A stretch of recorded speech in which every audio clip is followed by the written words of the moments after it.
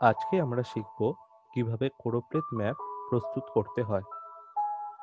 কোরোপ্লেথ map প্রস্তুত করার আগে আমাদের কিছু বেসিক ধারণা থাকা উচিত। কোরোপ্লেথ আসলে একটি গ্রিক শব্দ, যার আক্ষরিক অর্থ হলো বস্তু বা উপাদানের স্থানগত বণ্টনের তারতম্যের ভিত্তিতে তৈরি করা মানচিত্র। কোনো উপাদানকে, যেমন জনঘনত্ব, জনসংখ্যা, শস্য উৎপাদন প্রভৃতি, প্রতি একক নির্দিষ্ট প্রশাসনিক ক্ষেত্রমানের সাপেক্ষে পরিমাপ করে যে ক্রমবিন্যাস স্তর বিশিষ্ট মানচিত্র অঙ্কন করা হয় তাকেই কোরোপ্লেথ মানচিত্র বলে। এক্ষেত্রে সূত্রটি হলো নির্দিষ্ট স্থানের উপাদানের মান ডিভাইডেড বাই ওই স্থানের ক্ষেত্রফল। আমরা একটি ডেটা টেবিল তৈরি করেছি। এই ডেটা টেবিলের মধ্যে পশ্চিমবঙ্গের বিভিন্ন ডিস্ট্রিক্ট অনুযায়ী টোটাল পপুলেশন এবং এরিয়া দেওয়া হয়েছে। এটি আসলে 2011 সালের সেন্সাস ডেটা। এক্ষেত্রে পশ্চিমবঙ্গের ডেটা নিয়ে কাজ করার একটি অন্যতম কারণও আছে, যেটি আস্তে আস্তে কোরোপ্লেথ শিখতে শিখতে আমি তোমাদেরকে বুঝিয়ে দেব।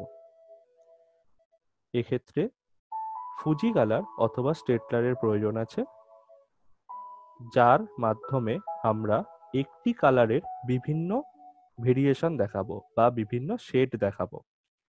সাধারণতভাবে রেড কালার বা স্কারলেট কালার এক্ষেত্রে ব্যবহার করা হয়ে থাকে।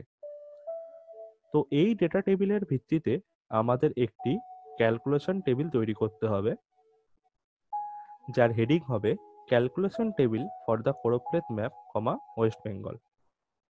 এই ক্যালকুলেশন টেবিলের মধ্যে serial number, district, total population এবং এরিয়া, এই চারটি ডেটা আমরা অলরেডি পেয়ে গেছি। সেই ডেটা টেবিল থেকে এই ডেটাগুলো কালেক্ট করে জাস্ট প্লট করে দিতে হবে। পরবর্তী কলামে আমাদের পপুলেশন ডেন্সিটি পার্সনস পার কিমি স্কোয়ারটি বার করতে হবে।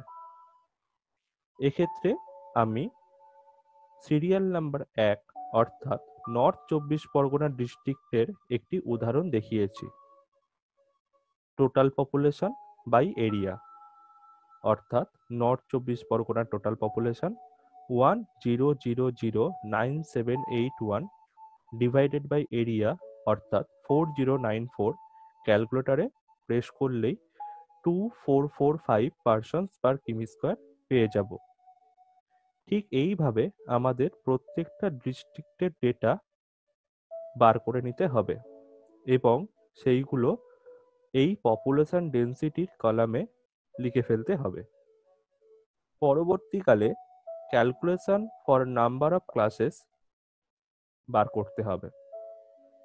এর সূত্রটি হলো 1 প্লাস 3.322 লগ এন। এখানে এন বলতে নাম্বার অফ সিরিয়াল বোঝানো হয়। 1 প্লাস 3.322 লগ এন অর্থাৎ 19, অর্থাৎ এখানে টোটাল সিরিয়াল নাম্বার আছে 19।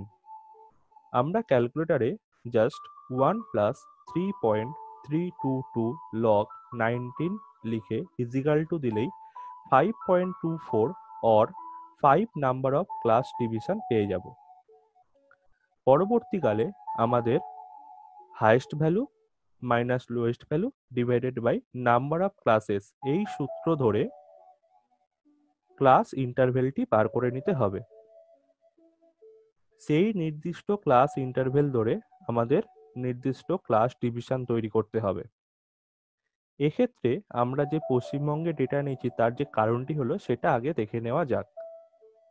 তোমরা দেখো পপুলেশন ডেন্সিটির কলামটিতে ডিস্ট্রিক্টের যে পপুলেশন ডেন্সিটি বেরিয়েছে সেগুলো প্রত্যেকটি একটি সার্টেন নাম্বার দেওয়া আছে বা বেরিয়েছে, অর্থাৎ যা বেরিয়েছে মোটামুটি 500 থেকে শুরু করে 2000, 3000 কি 4000 পর্যন্ত।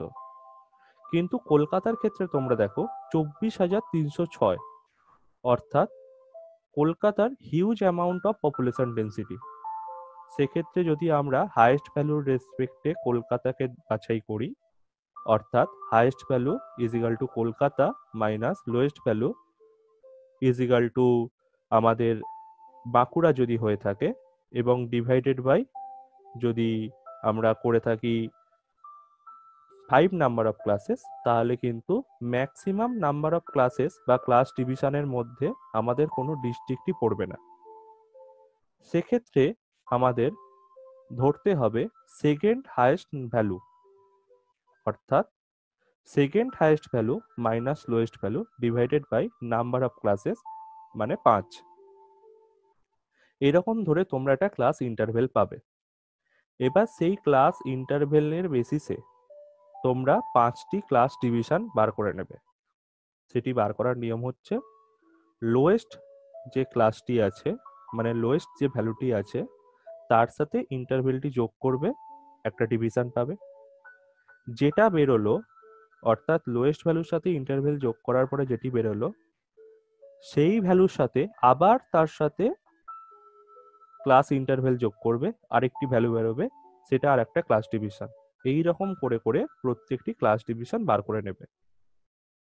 আমি তো কিউজিআইএস এ কোরোপ্লেসটা করেছি, সেই জন্য এখানে র্যান্ডম ডেটা ধরেছি, অর্থাৎ আমার কিন্তু ক্লাস ইন্টারভেলটা ইকুয়াল না, কিন্তু তোমাদের ইকুয়াল বেরোবে। আমি যেরকম ভাবে বললাম সেরকম করলেই ইকুয়াল বেরোবে। এক্ষেত্রে second highest value minus lowest value divided by number of classes ধরতে হবে। যে ভ্যালুটা বেরোবে আসলে সেটি ক্লাস ইন্টারভেল। লোয়েস্ট ভ্যালুর সাথে ক্লাস ইন্টারভেল যোগ করলে একটা ভ্যালু পাবে, তার মানে প্রথম ডিভিশনটি হলো লোয়েস্ট ভ্যালু থেকে ক্লাস ইন্টারভেল যোগ করে যে ভ্যালুটা পেলাম সেই ভ্যালুটা। আবার ওই ভ্যালুটা থেকে ওর সাথে আবার ক্লাস ইন্টারভেল যোগ করে যে ভ্যালুটা পাবো, সেই ভ্যালুটা আর একটা ডিভিশন। এই রকম করে করে তোমরা 5টি ক্লাস ডিভিশন পেয়ে যাবে, এবং ওই রেসপেক্টেড ক্লাস ডিভিশনের বেসিসে কোন কোন ডিস্ট্রিক্টের পপুলেশন ডেন্সিটি পড়ছে সেইগুলো তোমরা একটি টেবিলের মাধ্যমে বার করে নেবে, যেখানে করা আছে rank of the district according to class divisions. বাঁ দিকের কলামটাতে আছে ক্লাস ডিভিশনস, যেখানে এই ভ্যালু থেকে এই ভ্যালুর মধ্যে পড়ছে যে সমস্ত ডিস্ট্রিক্টগুলো, তার নামগুলো লিস্টেড করা আছে এখানে। তোমরাও ঠিক এইভাবে করে নেবে। পরবর্তীকালে আমাদের একটি ম্যাপ দেওয়া হবে, সেই ম্যাপের উপরে আমাদের কালার করতে হবে। এক্ষেত্রে সব থেকে লোয়েস্ট ক্লাস ডিভিশনটা হবে সব থেকে লাইট কালার, এবং হাইয়েস্ট ক্লাস ডিভিশনটা হবে সব থেকে ডার্ক কালার। তো আমি একটা তোমাদের সহজ উপায় বলতে পারি, সেটি হচ্ছে সবার প্রথমে আমাদের যে ওয়েস্ট বেঙ্গলের ম্যাপটি দেওয়া হয়েছে সেই ম্যাপটিতে লাইট কালার করে ফেলো পুরো ম্যাপটি জুড়ে। তারপরে প্রথম ক্লাস ডিভিশনের ডিস্ট্রিক্টগুলোকে বাদ দিয়ে 2, 3, 4, 5 নম্বর ক্লাস ডিভিশনকে একটু ডার্ক কালার করো। তারপরে আবার প্রথম এবং দ্বিতীয়কে বাদ দিয়ে 3, 4, 5 নম্বর ক্লাস ডিভিশনকে আর একটু ডার্ক কালার করো। আবার 1, 2, 3, 4 বাদ দিয়ে 5 নম্বর ক্লাস ডিভিশনকে ডার্ক কালার করবে। ঠিক এরকম ভাবেই কন্টিনিউ প্রসেসটাকে ফলো আপ করবে। করলে দেখবে তোমাদের প্রত্যেকটি ক্লাস ডিভিশনের যে কালারের ঘনত্বটা আছে সেটা কিন্তু খুব ভালোভাবে ফুটে উঠবে, এবং প্রত্যেকটি কালার বা প্রত্যেকটি ক্লাস ডিভিশনকে খুব ভালোভাবে আইডেন্টিফাই করা যাবে। আমি এখানে ইন্ডিয়ার বেসিসে যে ওয়েস্ট বেঙ্গল আছে, অর্থাৎ ওয়েস্ট বেঙ্গলের লোকেশনটি প্রথমে দেখিয়েছি, সেখান থেকে ওয়েস্ট বেঙ্গলের ম্যাপটিকে ড্র্যাগ করেছি, ড্র্যাগ করে দেখিয়েছি, যার লিজেন্ড আছে এবং স্কেল বার আছে, নর্থ লাইন আছে। তোমরাও এগুলো করার চেষ্টা করবে। এবারে তোমরা বিভিন্ন ডিস্ট্রিক্টের নাম এই ম্যাপের ওপরেই লিখে দিতে পারো, অথবা ট্রেসিং পেপারের উপরে লিখতে পারো, অথবা এই রকম ভাবে 1, 2, 3, 4 করে সিরিয়াল নাম্বার দিয়ে দিতে পারো। সেই সিরিয়াল নাম্বার দিলে আরেকটি টেবিল করতে হবে নেম অফ দ্য ডিস্ট্রিক্ট বলে, যে 1 নম্বর সিরিয়াল নাম্বারটি কোন ডিস্ট্রিক্টকে নোটিফাই করছে, 2 নম্বর সিরিয়াল নাম্বারটি কোন ডিস্ট্রিক্টকে নোটিফাই করছে। এই রকম ভাবে তোমরা একটি ক্লাস ডিভিশনের মতো করে বিভিন্ন সিরিয়াল নাম্বারের বেসিসে বিভিন্ন ডিস্ট্রিক্টের নামগুলি একটি টেবিলের ফরম্যাটে দিয়ে দেবে। পরবর্তীকালে একটি হেডিং লিখতে হবে, যেখানে সাধারণত choropleth map showing block wise population density of West Bengal, 2011 এই রকম ফরম্যাটে লেখা হবে। এর একটি নির্দিষ্ট ইন্টারপ্রিটেশন করতে হবে। সেই ইন্টারপ্রিটেশনের বক্তব্যের মধ্যে থাকবে কোথায় সব থেকে লোয়েস্ট পপুলেশন ডেন্সিটি দেখা যাচ্ছে, কোথায় সব থেকে হাইয়েস্ট পপুলেশন ডেন্সিটি দেখা যাচ্ছে, এবং কোথায় মিডিয়াম পপুলেশন ডেন্সিটি দেখা যাচ্ছে। এক্ষেত্রে সাধারণত হাইয়েস্ট পপুলেশন ডেন্সিটিটি আরবান এরিয়া হওয়া উচিত এবং লোয়েস্ট পপুলেশন ডেন্সিটিটি রুরাল এরিয়া হওয়া উচিত এবং মিডিয়াম পপুলেশন ডেন্সিটিটি আরবানাইজেশন এরিয়া হওয়া উচিত, অর্থাৎ সেটি শহরীকরণ ঘটছে, এই বক্তব্যটি যেন থাকে। এর পাশাপাশি কিছু ব্যাখ্যামূলক বক্তব্য দিয়ে দিও, যে যেখানে হাইয়েস্ট পপুলেশন ডেন্সিটি আছে তার ভ্যালু হচ্ছে এত, যেখানে লোয়েস্ট পপুলেশন ডেন্সিটি লক্ষ্য করা গেছে তার ভ্যালু হচ্ছে এত।